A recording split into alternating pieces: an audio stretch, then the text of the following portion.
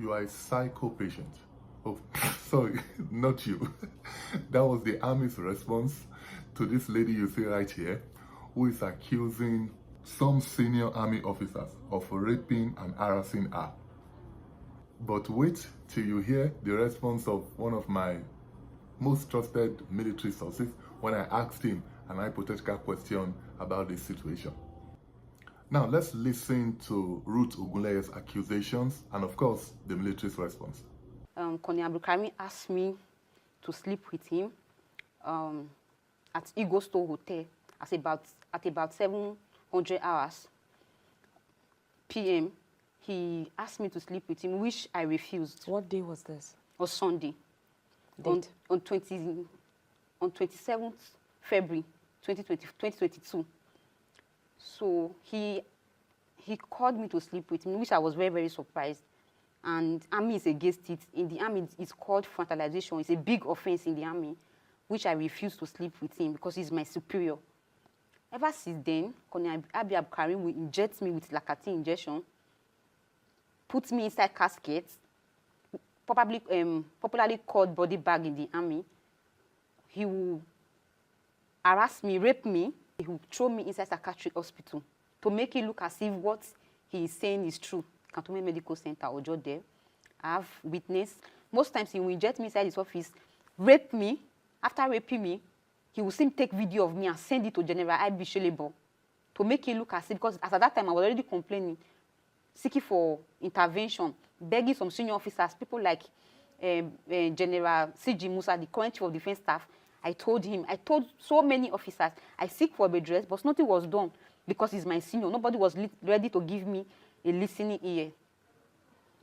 So I exhausted all the procedures. I sought for redress using Section 179 of the Armed Forces, and nothing was done. Nobody believed me. After injecting me, he would strip me naked and throw me inside psychiatric hospital. And there, General I.B. Shelebo, Colonel Ogo will come there, they will be snapping me.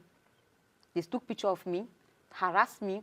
Most times he denied me access to military course just because I refused to sleep with him. He denied me pass. I could not even see my family for years. He denied me pass. He denied me so many things in the army, that my welfare in the army. So after exhausting, going to legal service to complain, and nothing was done, going to military police to report, nothing was done because he's my superior. I'm his subordinate. I wrote a redress and nothing was done. So I went to social media to complain on the 9th of January 2024, and the Minister of Women Affairs intervened, and the Nigerian Army promised Nigerians that they are going to carry they are going to carry out an investigation, which they did.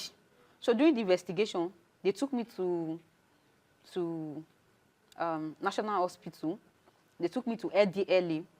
They took me to LDLE just to check to know if I abused substance. And they took me to National Hospital for medical evaluation. And the result turned out to be negative. And the Minister of Women Affairs requested me to write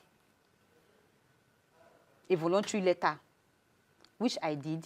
I submitted my voluntary letter to the Minister of Women Affairs, and she forwarded it to the Chief of Army Staff, and the Chief of Army Staff approved it. The investigation concluded that Colonel I.B. Abdulkarim did not commit the offense of sexual harassment as alleged by ex-private Ruth Ogunleye. Suffice to mention, ladies and gentlemen, that ex-private Ruth Ogunleye had been recommended for discharge on medical grounds since 2022. But the Nigerian Army, being sympathetic to its own, thought it wise to give her the best medical treatment possible, stabilize her before discharging her into the wider society.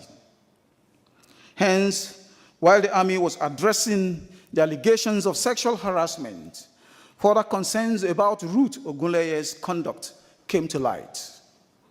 Her behavior, both online and offline, raised questions about her worsening mental health and emotional stability.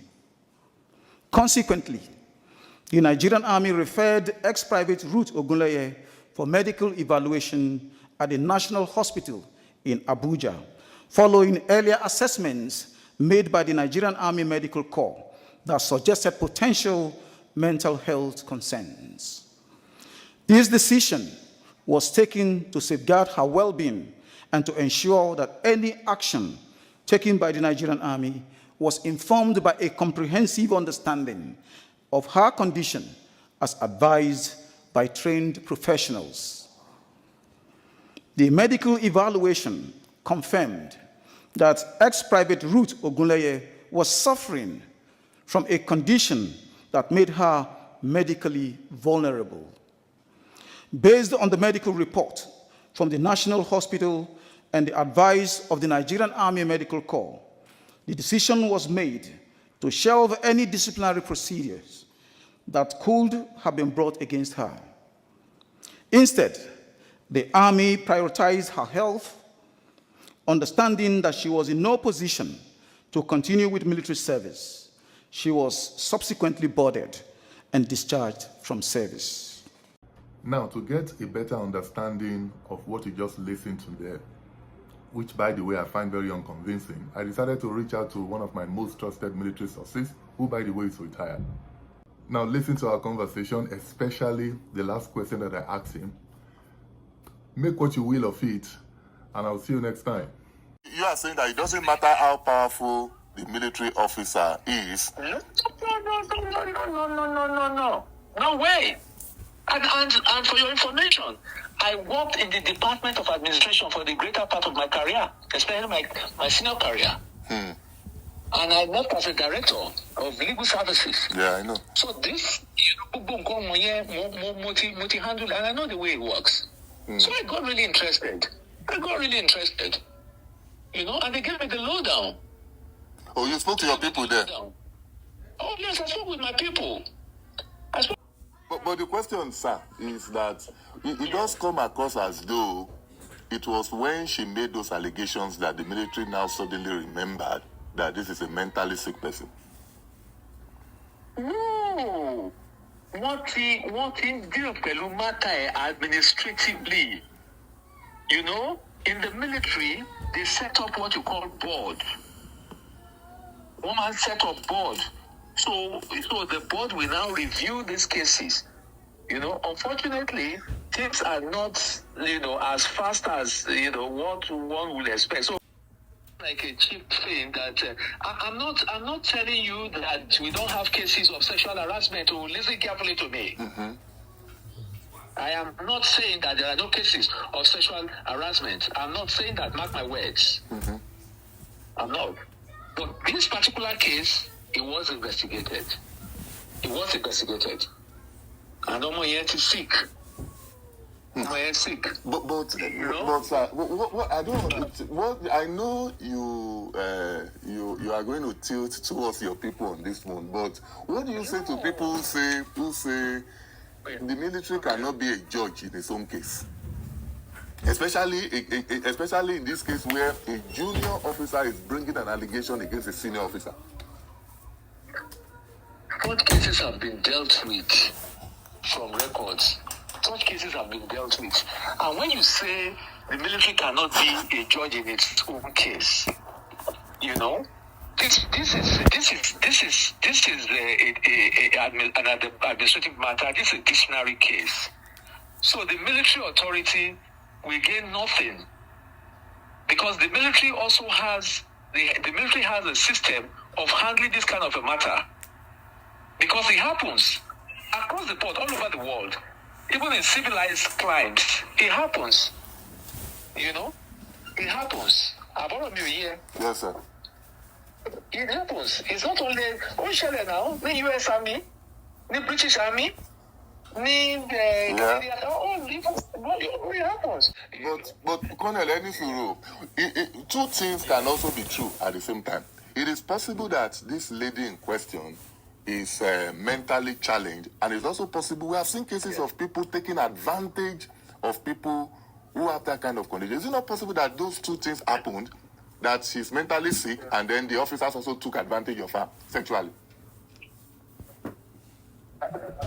Well, I cannot beat my chest on this, your last question, Kenny, because I like to be fair, I like to be objective as possible.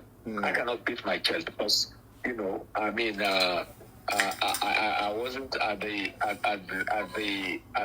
scene, But the truth again is that the military has investigated. They've set up a committee to investigate this matter, and the report has come out.